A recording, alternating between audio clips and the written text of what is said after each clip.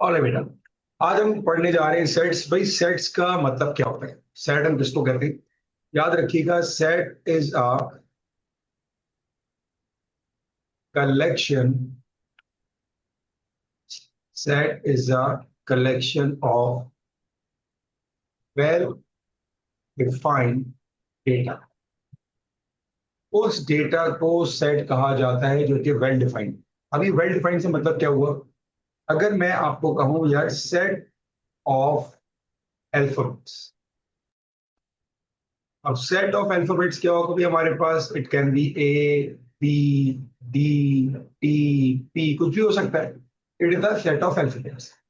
अगर मैं कहूँ सेट ऑफ वॉवल्स, तो हम सब के लिए it is a very well defined A, E, I, O, U. ये आपके पास सेट, ठीक है। लेकिन अगर मैं कहूँ कि यार एक मैंने सेट बनाया, 1, 2, 5 ऑरेंज, मैंगो और टोयोटा। लेट सपोज मैंने ये सेट बना दिया। Now that is not a set. क्यों? क्योंकि ये वेल डिफाइंड नहीं है। ना ये नंबर्स को बता रहा है, ना ये फ्रूट्स को बता रहा है, ना ये व्हीकल्स को बता रहा है। That is not a well defined. तो सेट उसको कहा जाएगा, वो डेटा जो आपका वेल डिफाइंड हो, उसको हम सेट कहते हैं। ठीक है। How to define, how to define a set. अब सेट को आप कैसे लिखते हो, कैसे डिफाइन करते हो? तो कोई भी सेट आपको लिखना हो, एग्जाम्पल मैं आपसे कहूँ कि भाई एक सेट है मेरे पास, एक सेट है मेरे पास जिसमें हमारे पास नंबर्स हैं। मैं कहूंगा यार ए एक सेट है, उसमें हमारे पास नंबर्स हैं 1, 2, 3, 4, 5, 6, 7, 8, 9, 10। ये एक सेट आ गया। लेकिन अगर एक सेट ऐसा हो जिसमें मेरे पास 50 से लेके 100 तक नंबर्स हैं, तो क्या मैं तमाम नंबर्स को बैठ के लिखूंगा? नहीं, हम ऐसा काम नहीं करेंगे। हम कैसे डिफाइन करें? अब मैं क्या कहना चाह रहा हूं, भाई बी एक सेट है, उसमें 50 से लेके 100 तक के नंबर्स हैं। तो हम एक सिंबल यूज करते हैं, उसको हम क्या कहते हैं? X such that x. X such that x set of numbers, set of numbers जो कि कहां से स्टार्ट हो रहा है? 50 से, और कहां तक एंड हो रहा है? 100। इसका मतलब ये होगा कि सेट बी में मेरे पास 50 से लेके 100 तक के तमाम नंबर हैं। तो if we are dealing with the larger data, तो हम उसके लिए ये नोटेशन यूज करते हैं अगर हमारे पास डेटा में वैल्यूज ज्यादा। ठीक है। एग्जामिनर आपको डेटा इस फॉर्म में देगा। सबसे पहला काम ये होता है कि हम डेटा को इस फॉर्म में लेकर आते हैं। ये पहला काम हमारा है। ठीक है। एग्जाम्पल, अब मैं आपसे पूछता हूँ सवाल। लेट्स सपोज मैंने कहा सी एक सेट है, x such that x set of prime numbers, set of prime numbers less than equals to 50।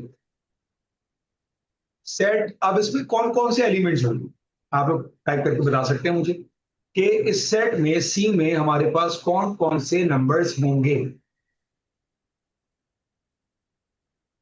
Starting from zero? बताइए ना, नेगेटिव में नहीं जाएंगे। अब बताइए। Very good. अभी अब इसमें हमारे पास नंबर्स क्या होंगे भाई? It is 2, 3, 5, 7, 11, 13। That's it. ये हमारे पास प्राइम नंबर्स। प्राइम नंबर्स कौन से होते हैं? इनको एक नाम देता हूं। जब भी प्राइम नंबर्स आप भूल जाए ना, याद रखिएगा प्राइम नंबर्स को मैं कहता हूं दे आर सेल्फिश नंबर्स। क्यों भाई सेल्फिश? क्योंकि ये सिर्फ अपने टेबल में आते हैं, अपने बारे में सोचते हैं। तो ये है selfish numbers. And the smallest prime number is 2, not 1। तो अक्सर बच्चे यहाँ गलती करते हैं कि वो समझते हैं भाई स्मॉलेस्ट प्राइम नंबर हमारा 1 होता नहीं। स्मॉलेस्ट प्राइम नंबर हमारे पास होगा 2। ठीक है बेटा, आगे बढ़ते हैं। अब मैं आपसे कहूं D equals to x such that x, x such that. अच्छा भाई, फरवा कह रही है कि आवाज नहीं आ रही आपकी, तो आप सब जरा कंफर्म कीजिएगा, आवाज नहीं आ रही आप लोगों को? आ रही है भाई, सब कह रहे हैं आ रही है। आ रही है, सबको आ रही है, ओके। अब मैंने कहा भाई एक्स सच दैट एक्स, और मैंने क्या लिखा सिंपल, मैंने लिखा factors, factors of 20, okay, factors of 20। अब मुझे बताइए भाई फैक्टर्स ऑफ 20 कौन कौन से होगा, फैक्टर्स ऑफ 20 बताइए, वो नंबर्स जो 20 को डिवाइड करते हैं, फैक्टर्स ऑफ 20।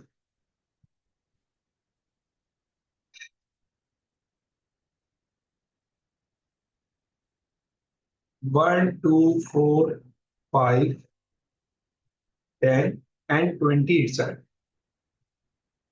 अब किसी ने लिखा है 2 से स्टार्ट किया, तो भाई 1 क्यों नहीं लिया आपने, फैक्टर ऑफ 20 1 तो तमाम नंबर से फैक्टर्स होता है, तो 1 2 4 5 10 एंड 20। तो सबसे पहला काम आपको ये सीखना है कि जब आपको क्वेश्चन इस फॉर्म में मिलेगा तो आपने उसको इस फॉर्म में कैसे कन्वर्ट करना, ये हमारा पहला टास्क, सही है ना। तो उसको इजी लैंग्वेज में आपने लिख लिया, आगे बढ़ते हैं।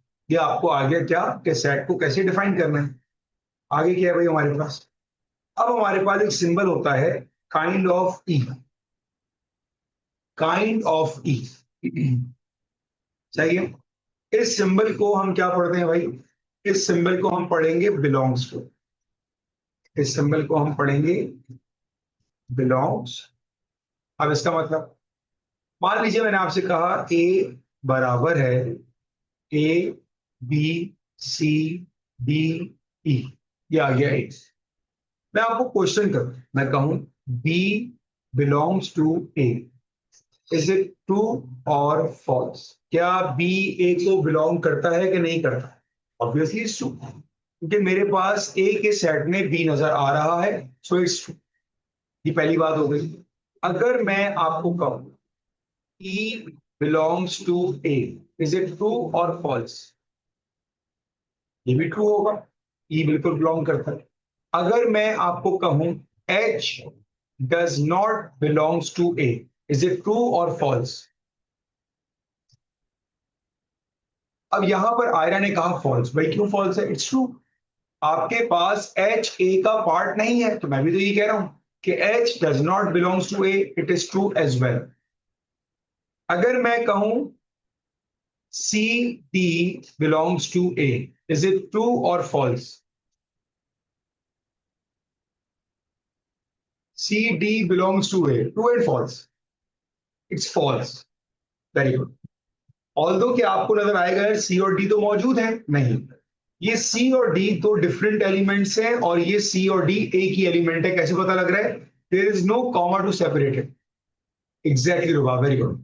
तो यहां पर आपको ये सीखना है दैट कॉमा रिप्रेजेंट्स के भाई ये आपका सेपरेटर बन गया, तो ये आपका सिंबल है बिलोंग्स टू। इसके बहुत सिंपल सिंपल क्वेश्चन आ रहे हैं, एक एक मार्क के आते हैं, कि आपको बस जो सिंबल जहां पर आएगा वहां लिखना होता है, तो कोई इतना टेक्निकल सवाल नहीं आता, एक मार्क का आता है, बट काफी इजी स्कोरिंग हो रहा है टॉपिक। ठीक है बेटा, बिलोंग्स टू समझ में आ गया आपको,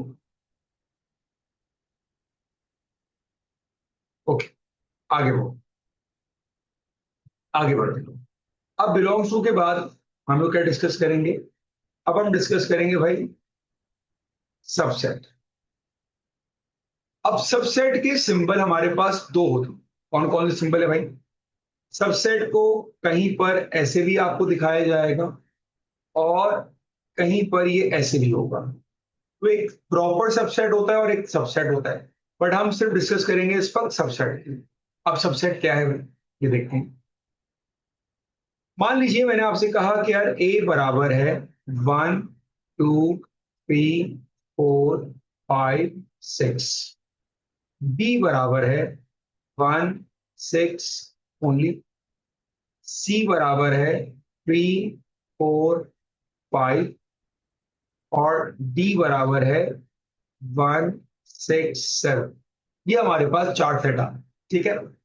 अगर मैं आपसे कहूं कि बी के सारे एलिमेंट ए के पास मौजूद हैं, क्या ऐसा है कि नहीं है, यस और नो,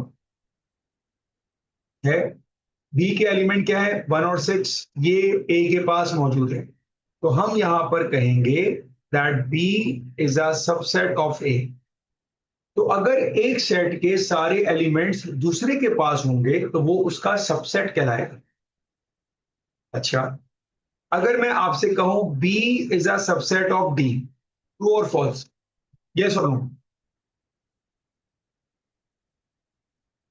अच्छा, अयान ने कहा है false, I don't know why. भाई बी के पास क्या है, 1 और 6। क्या 1 और 6 डी के पास है? डी के पास है। तो B is a subset of D, ये इसका सबसेट होगा, क्योंकि बी के एलिमेंट्स डी के पास मौजूद हैं, ये इसका सबसेट आ गया। ओके, क्या सी डी का सबसेट होगा? बताइए।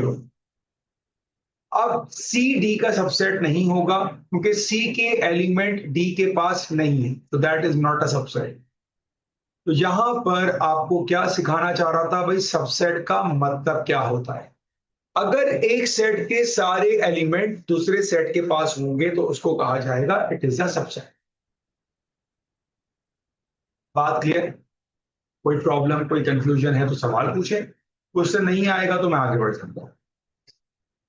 ओके, अब हमारे पास इंपॉर्टेंट टर्मिनोलॉजी यूज होंगी जो हम सेट से बार बार करेंगे। द फर्स्ट वन, सबसे पहले हम डिस्कस करेंगे यूनिवर्सल सेट। यूनिवर्सल सेट को हम डिफाइन करते हैं एक ऐसा पाउंड जैसा symbol, that is an illustration for universal set. Okay, अब मतलब क्या होता है भाई, यूनिवर्सल सेट को मैंने एक आसान नाम दिया होता है, it is a parent set. अब इसको पेरेंट सेट क्यों कहा जाता है? क्योंकि कोई भी एलिमेंट यूनिवर्सल से बाहर नहीं आ सकता। यूनिवर्सल आपकी दुनिया है, उस दुनिया के बाहर कोई एलिमेंट एग्जिस्ट नहीं कर सकता उस क्वेश्चन में। एग्जाम्पल, लेट सपोज मैंने कहा यूनिवर्सल सेट है 1 2 3 4 5 6 7 8, ये आ गया यूनिवर्सल। मैंने आपको कहा ए एक सेट है, ये आ गया मेरे पास 2 3 4 7 9। बी एक सेट है मेरे पास, बी इज 1 2 5 7। सी मेरे पास आ गया, सी इज 3 4 8। ये मेरे पास 3 सेट आ गए। अब पहले आपने ये बताना है कि इनमें से कौन सा सेट गलत होगा, ए बी और C. Very good, very good. आप सबका 3 बच्चों का आया, 4 का आंसर आ गया भाई कि ए गलत होगा। अच्छा, ए गलत होने की वजह, क्योंकि ए के पास आ रहा है 9, और 9 तो मेरे यूनिवर्सल में है ही नहीं, तो इसका मतलब ये होगा that this set is wrong, ये पॉसिबल नहीं। तो ये समझाना था आपको कि कोई भी एलिमेंट यूनिवर्सल सेट के बाहर नहीं आ सकता, इसीलिए कहा जाता है इसको पेरेंट सेट, कि भाई ये पेरेंट सेट है, इसके बाहर कुछ नहीं है। अब हमारे पास बी और सी दो सेट्स हैं जिसके एलिमेंट सारे यूनिवर्सल सेट से आ रहे हैं, तो ये दोनों सेट्स हमारे ठीक है। यहां पर कॉन्सेप्ट डिलीवर करना था आपको यूनिवर्सल सेट का, यूनिवर्सल सेट के बाहर कोई एलिमेंट नहीं आ सकता। क्लियर बेटा? कोई प्रॉब्लम, कोई कंफ्यूजन हो तो पूछ लीजिए। सेकेंड हम पढ़ेंगे किसके बारे में बेटा, यूनियन के बारे में। यूनियन को आप रिप्रेजेंट करोगे एक नॉर्मल यूजर, नॉर्मल यूजर, ठीक है। यूनियन में जब भी सवाल आएगा, आप दो चीजों को ऑब्जर्व करोगे, या दो चीजें वहां पर फुलफिल करनी होगी। कौन सी वाली? सबसे पहले आपको अरेंज करना होगा, अरेंज इन असेंडिंग ऑर्डर। जो भी आपका डेटा है उसको आपने असेंडिंग ऑर्डर में अरेंज करना है। और सेकेंड पार्ट क्या है, विदाउट रेपिटेशन।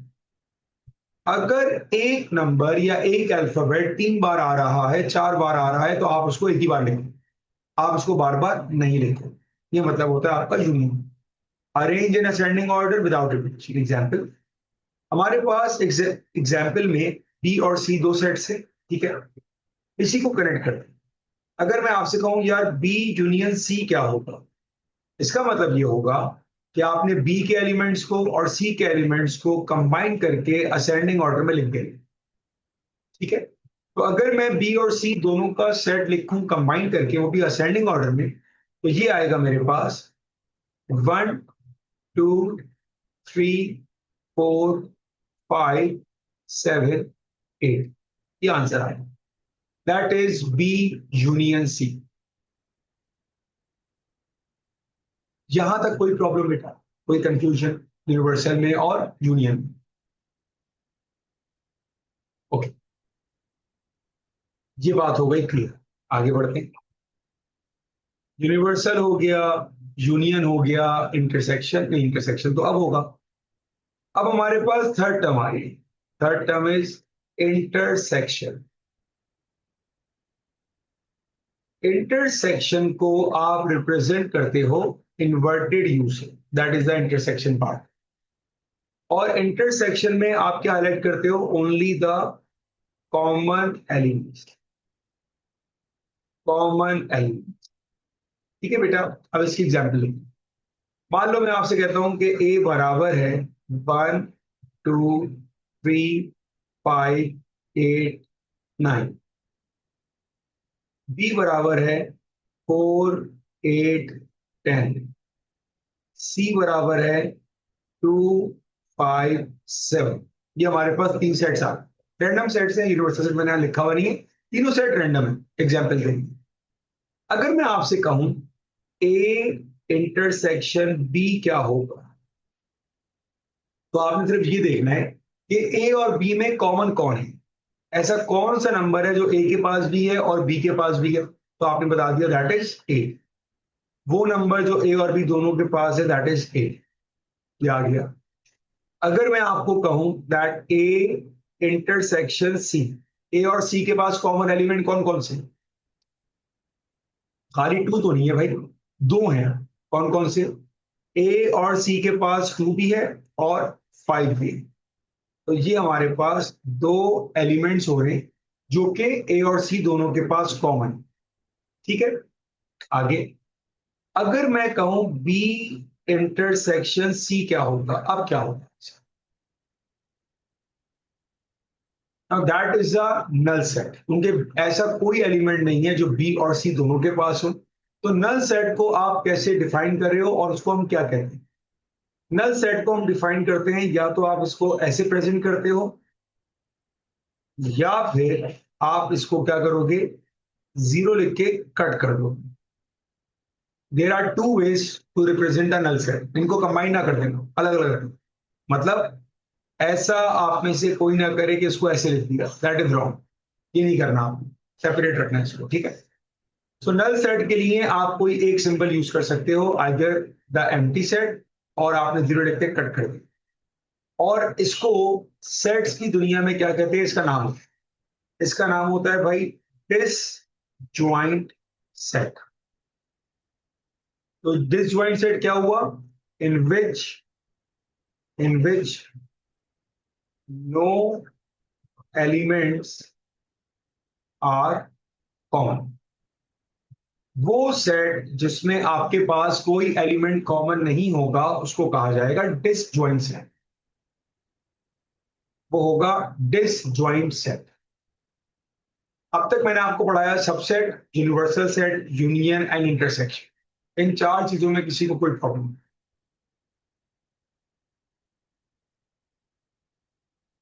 तो अगली हेडिंग, मैं इस चीज को विदाउट हेडिंग पढ़ाता था और पढ़ाता हूं, अभी पढ़ाया मैंने आपको, ऐसे कॉपी कर ली। लेकिन अब मैं इसकी एक हेडिंग ऐसी डलवाऊंगा कि आपको याद रहे, क्योंकि चीज बहुत छोटी सी है, बहुत आसान है, तो अक्सर सिली मिस्टेक में भूल जाता। तो आप उस हेडिंग का नाम क्या है? मरियम लिख लिया बेटा आपने?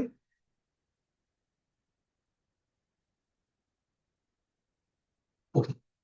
अब आपने हेडिंग लिखनी है क्या? एन का जादू, ये लिखना है। अपने पास लिख लीजिएगा भाई, ये एन का जादू।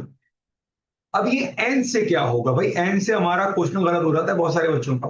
और क्योंकि एक मार्क का क्वेश्चन होता है, तो अगर आपने इसको स्किप कर दिया तो मार्क जीरो हो गया। अब एन का जादू, फलक आप एन के सुन के रो क्यों रही है बेटा? आप मुझे समझा नहीं इस बात।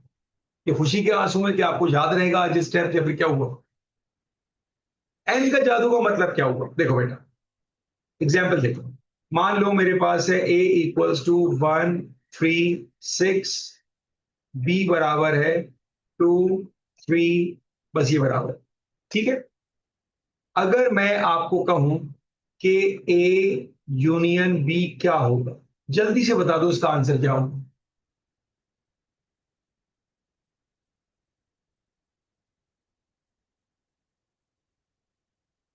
जल्दी बताइए, ए यूनियन बी का आंसर क्या होगा? 1 2 3 6 होगा।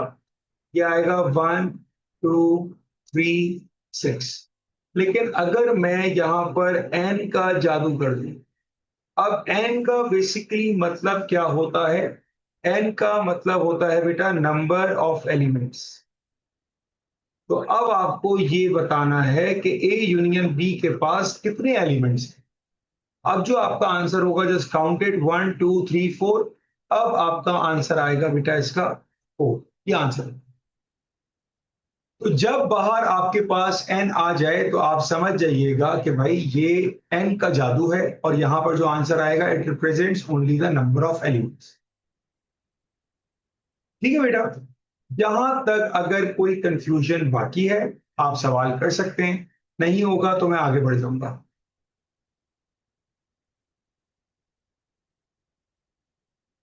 ओके ओके, आगे बढ़। अब हमारे पास होता है भाई कॉम्प्लीमेंट।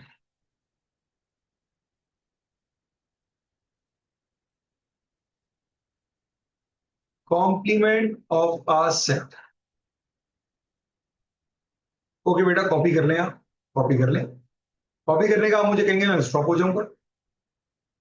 सबसेट बताया था ना इस्माइल के, एक सेट के सारे एलिमेंट अगर दूसरे के पास होंगे तो उसको कहा जाएगा सबसेट। एन का जादू कहीं पर भी आ जाएगा बेटा। एन है ना, जादू कहीं भी हो सकता है, चाहे यूनियन हो, चाहे यूनिवर्सल हो, चाहे इंटरसेक्शन, कहीं पर भी आ सकता है एन का जादू। ठीक है भाई। और कोई सवाल है तो बताएं, मैं आगे बढ़ता हूँ। अच्छा बेटा, ये आपसे मैं एक काम करूंगा, मैं पूरी फाइल ये वाली अपलोड कर दूंगा, ठीक है? टेंशन ही खत्म, पूरा आपका डॉक्यूमेंट ही आ जाएगा। और बोले।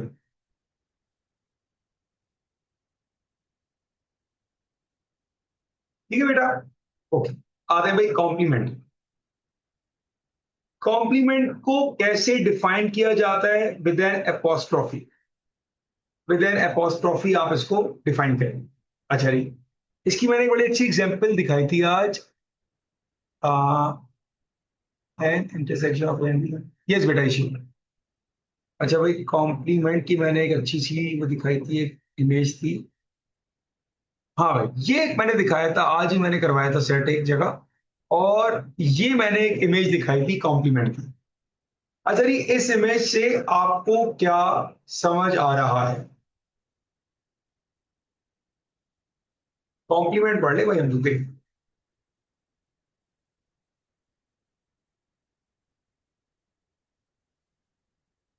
देयर इज अ कैट, और दूसरी पिक्चर में क्या हुआ?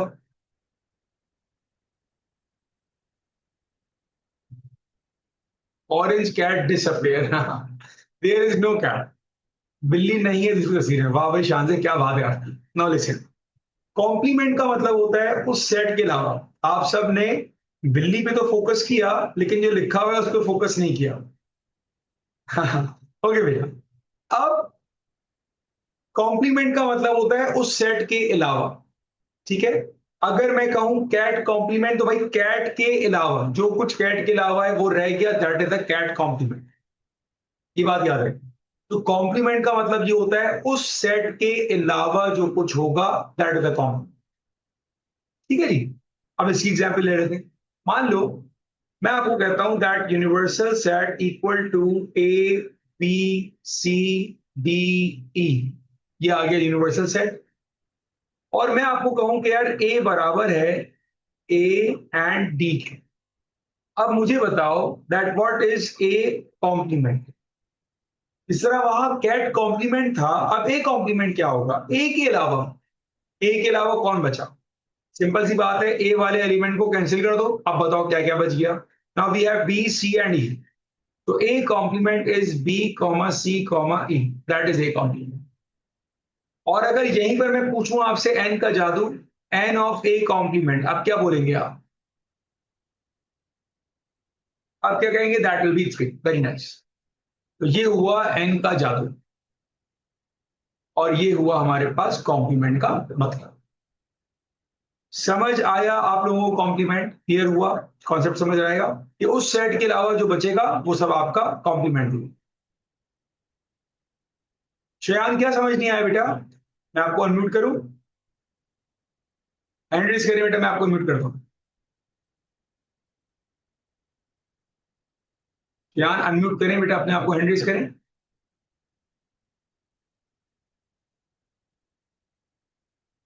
आप तो करेंगे बेटा, आप हैंड रेज करोगे तो मैं आपको अनम्यूट कर दूंगा, then you can ask your query. Okay भाई।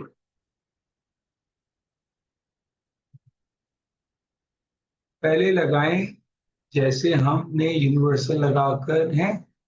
क्या कह रही है वाह, बड़ी मुश्किल बात कर रही है, आपको समझ नहीं आ रहा मुझे क्या कह रही है। बेटा अनम्यूट करें अपने आप को, मैं आपको अभी समझा दूंगा क्या क्वेरी है आपकी। हिबा अनम्यूट करें अपने आप को, हैंड रेज करें, कहाँ है? हाँ है, हाँ यस। हिबा ओएस, मैंने आपको अनम्यूट किया बेटा, आप बताइए। सर जैसे हमने एन का जादू हमने पहले नहीं लगाया, हमने जो है पहले यूनिवर्सल फाइंड करा फिर लगाया, तो हम पहले भी तो लगा सकते थे। कहाँ पर? इसी वाली एग्जाम्पल में बेटा? जी सर। बेटा देखिए, एन जो है ना, तो एग्जामिनर पूछेगा ना आपसे कि एन ऑफ ए कॉम्प्लीमेंट निकालो, एन ऑफ बी कॉम्प्लीमेंट निकालो, खाली ए कॉम्प्लीमेंट निकालो। It depends on the question ना कि वो क्या पूछ रहा है आपसे। भाई वो पहले बात का कोई फर्क थोड़ी पड़ता है, तो क्वेश्चन के अकॉर्डिंगली हम करेंगे काम। ओके बेटा, अब यहां तक जो मैंने आपको बेसिक बेसिक कराया है, अब इसके हम करेंगे पास्ट पेपर के क्वेश्चंस। जितना मैंने आपको भी पढ़ा है ना, subset, belongs to, universal, union, intersection and complement, अब इन चीजों को हम डिस्कस करेंगे पास्ट पेपर्स को।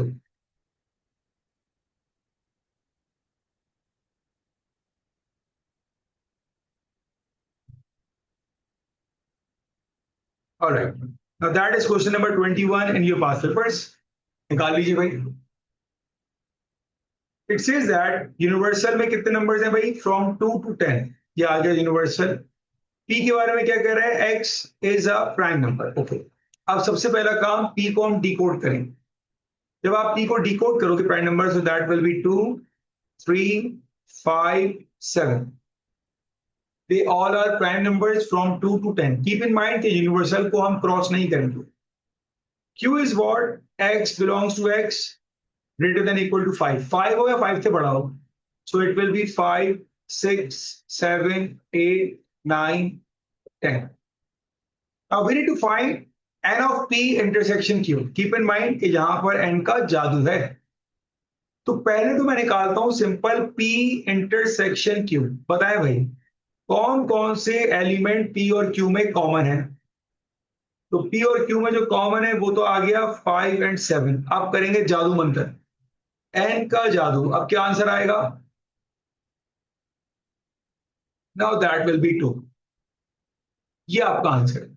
अब क्वेश्चन 1 मार्क का होता है, अगर आपने यहां आंसर छोड़ दिया तो गलत हो जाएगा, 0 मार्क्स।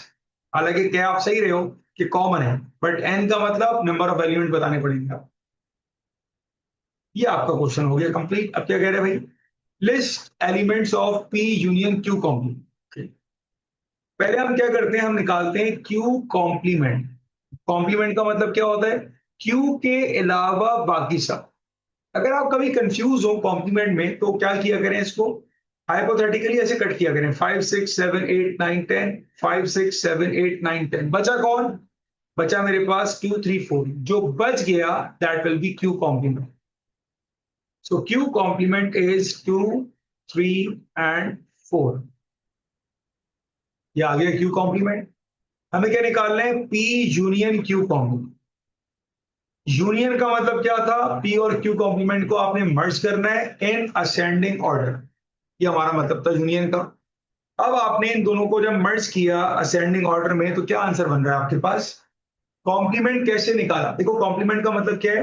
अगर क्यू के पास 5, 6, 7, 8, 9, 10 है, तो क्यू के पास क्या नहीं है? ये मतलब होता है शयान।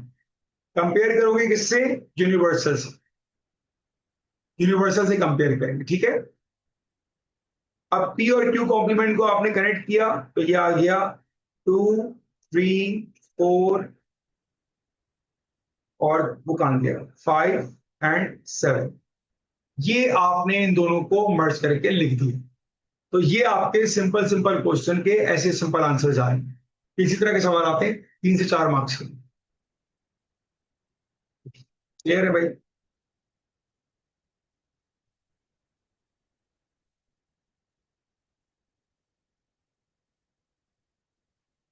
Alright, question number 26।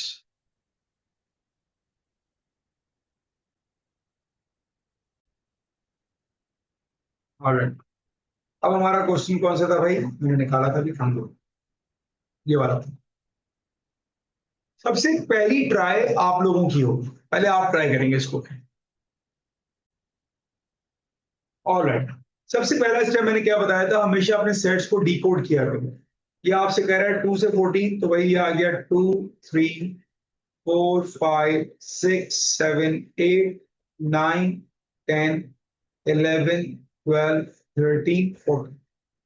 अब हम चूंकि इनइक्वालिटीज पढ़ चुके होते हैं, तो कीप इन माइंड कि आपने यहां पर जरूर ऑब्जर्व करना है कि साइन में इक्वल टू भी आ रहा है, तो इसीलिए 2 और 14 इंक्लूड हो रहे हैं। अगर ये साइन ना होता तो कोई काम इंक्लूड ना कर। एक्स ए में क्या आ रहा है?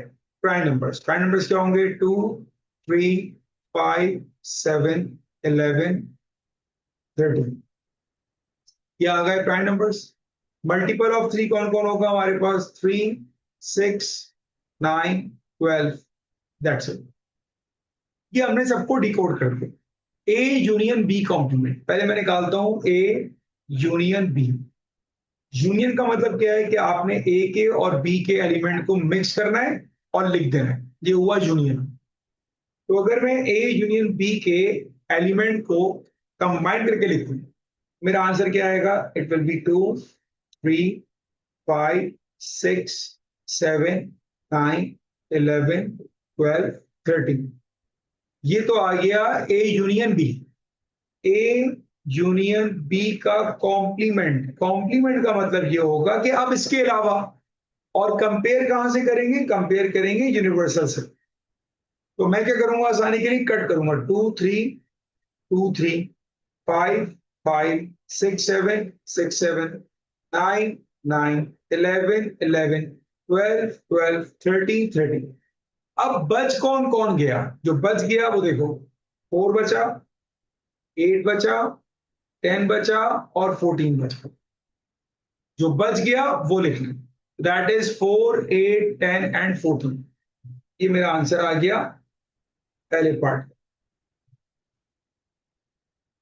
ये हो गया कॉम्प्लीमेंट, ये जो आया उसके अलावा। ठीक है, अगले पार्ट पर आते हैं। अभी कह रहे हैं एन ऑफ, एन का मतलब हुआ जादू। जादू लग गया भाई। ए इंटरसेक्शन बी, कौन कौन से नंबर ए और बी में कॉमन है? अगर आप ए को देखो भाई, ए में आ रहा है 3, बी में आ रहा है 3। फिर कोई नंबर कॉमन आया ए और बी में? अब कुछ कॉमन नहीं है, तो आंसर 3 नहीं होगा, आंसर होगा 1। ओके, आ गया एन। एन का मतलब एलिमेंट। कितने एलिमेंट कॉमन थे?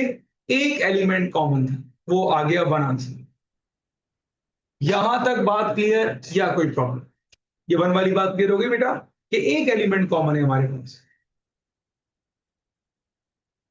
बेटा क्या कह रहा हूं मैं, देखो, अगर मैं आपसे कहूं कि ए इंटरसेक्शन बी लिखें, क्या होगा? तो ए और बी में कॉमन क्या है? अगर आप ए और बी देखो तो इनमें जो कॉमन नजर आ रहा है, अगर मैं इसको शेड करूं, दैट इज 3। ए और बी में कॉमन आ रहा है 3, तो मैं कहूंगा ए और बी में कॉमन 3 है। एन का मतलब होता है कितने नंबर ऑफ एलिमेंट्स हो। तो एलिमेंट तो उसमें एक हुआ ना, जो कि 3 है। तो एलिमेंट बताने के कितने एलिमेंट है, काउंट करें, वो हो गया हमारे पास 3। अभी बात क्लियर? ओके, आगे बढ़ते हैं। अब आते हैं नेक्स्ट पार्ट पर। अब सुनिएगा भाई क्या है। It says that C is a subset of A. इसका मतलब ये है कि सी के सारे एलिमेंट ए के पास हैं। ये मतलब हुआ इस बात का, ये मतलब हुआ इस बात का। C is a subset of A, C के सारे एलिमेंट ए के पास हैं। आगे, N of C equal to A, इसका मतलब सी के पास 3 एलिमेंट्स हैं। कैसे पता लगा? कि बता दिया भाई एन ऑफ सी। कि सी के पास कितने एलिमेंट्स हैं, 3 एलिमेंट्स हैं। वो कौन से मुझे नहीं पता। आगे क्या कह रहा है, B intersection C equal to null set. इसका मतलब बी और सी में कुछ भी कॉमन नहीं है। सही। बी और सी में कुछ भी कॉमन नहीं है, इसका मतलब सी के पास ना 3 होगा, ना 6 होगा, ना 9 होगा, ना 12 होगा। क्यों? क्योंकि अगर इनमें से एक एलिमेंट भी सी के पास हुआ तो बी और सी में कुछ ना कुछ कॉमन आ जाएगा। और क्वेश्चन में कह रहा है कि बी और सी में कुछ भी कॉमन नहीं है। अब बताओ कि सी के पास क्या होगा। अच्छा नहीं, सी का ताल्लुक कहां से होगा, सी का ताल्लुक होगा ए से। पहले मैं ए के एलिमेंट लिख दूंगा कि ए के पास कौन कौन है। ए के पास है मेरे पास 2, 3, 5, 7, 11, 13। इनमें से सी कुछ भी हो सकता है। सी क्या नहीं हो सकता, सी और बी में कुछ कॉमन नहीं है। इसका मतलब ऐसे एलिमेंट जो बी के पास है वो आप हटा दें। बी के पास इनमें से कौन था भाई, 3 था। इसका मतलब सी के पास 3 नहीं हो सकता। क्यों नहीं हो सकता, क्योंकि बी और सी में कुछ कॉमन नहीं है। अब सी के पास क्या हो सकता है, अब आप इनमें से कोई भी 3 एलिमेंट लिख दो, कोई भी 3 एलिमेंट। आप लिखो 7, 11, 13, आप लिखो 5, 7, 13, आप लिखो 2, 5, 7। आप कोई भी 3 एलिमेंट इसमें से लिख सकते हो। तो मेरे पास सी का आंसर होगा 2, 5, 7। आप कोई भी 3 एलिमेंट लिख दो, आप लिख दो 2, 11, 13, वो भी सही हो जाएगा, कोई भी 3। ये हुआ इसका आंसर। ठीक है, आगे बढ़ते हैं। चलें, ये तो क्वेश्चन आप करेंगे, जल्दी बताएं इसका आंसर, ये आपने करना है।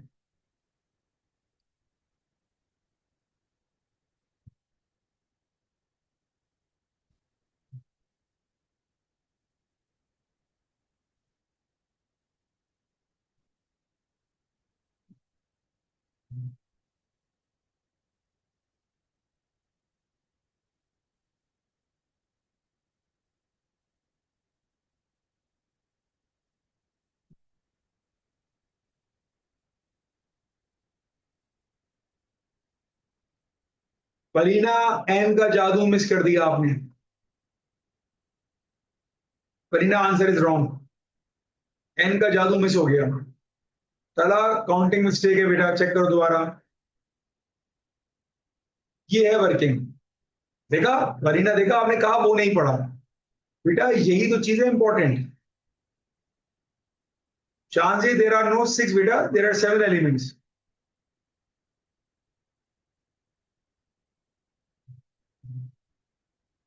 क्लियर बेटा।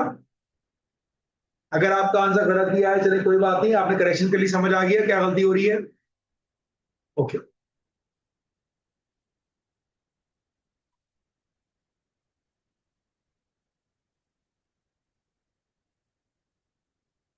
पहले स्टार्ट।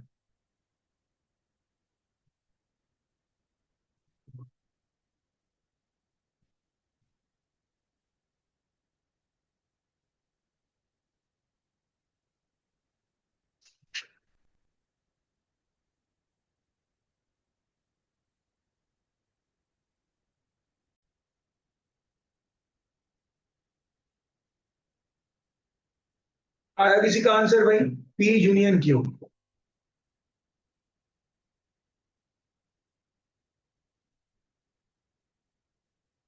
अब यहां पर एक कंफ्यूजन होती है।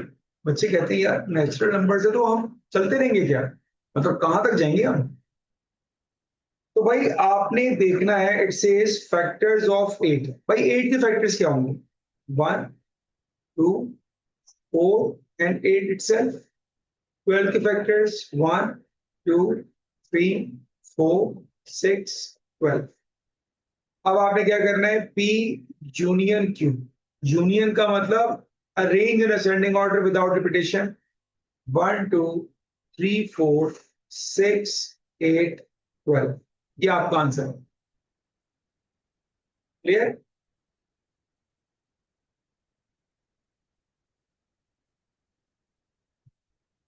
इसमें पहला पार्ट नहीं करना, दूसरा पार्ट करना है, इसका पार्ट बी, जिसमें आपको फाइंड करना है A union B.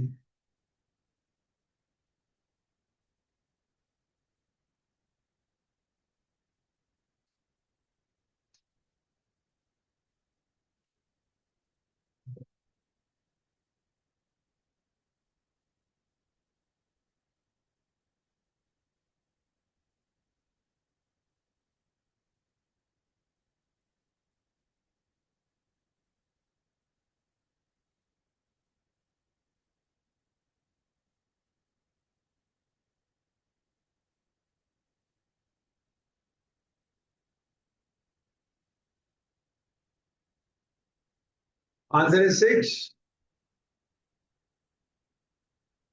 Odd numbers अगर आप लिखो इसमें तो कौन कौन से आएंगे? It will be 1 3 5 7 9।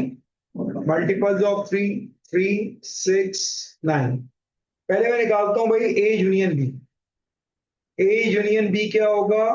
It will be 1 3 5 6 7 9।